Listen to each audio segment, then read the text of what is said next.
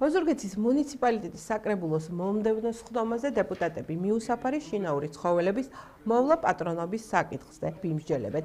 მერიდან შემოსული საკითხი შესაბამის კომისიას დაეწერა და საკრებულომდე ის განიხილავს. საკრებულოს თავმჯდომარე ამბობს, რომ ეს საკითხი ჩვენს მუნიციპალიტეტში ისევე როგორც მთელ საქართველოში პრობლემატურია და კომპლექსურ მუშაობასთან ერთად დიდ თანხებს საჭიროებს. პრევენციული ღონისძიების გატარება კი ერთ-ერთი მნიშვნელოვანი საკითხი პრობლემის გადასაჭრელად, თუნდაც რეგიონულ დონეზე.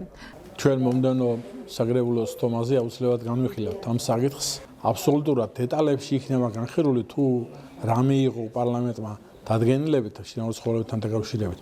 რა საკითხი, რა არის ჩვენთვის მნიშვნელოვანი, რა არის მნიშვნელოვანი მოქალაქეებმა იცოდეს და ის პრევენციები რაც შეიძლება გატარდეს. შეიძლება მომავალში ნამდვილად იყოს, ან შეიძლება ეს ინტერმუნიციპალური გახდეს, აი ეს პროგრამა, ასე რომ ვთქვათ, და მთელი თქვათ ამ შემთხვევაში გურიის რეგიონმა იქნება ერთად მივიღოთ რაღაც გარკვეული ერთი ადგილი შეირჩეს, სადღაც რომ მოხდება ამ შინაური უსახკარო, ასე რომ ვთქვათ, ცხოველების რაღაც მოვლა პატრონობა.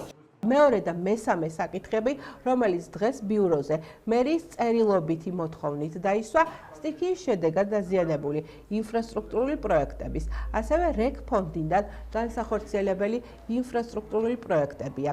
ერთის ჯამური ღირებულება 1.8 მილიონ ლარზე მეტია, მეორესი კი 600.000 ლარი.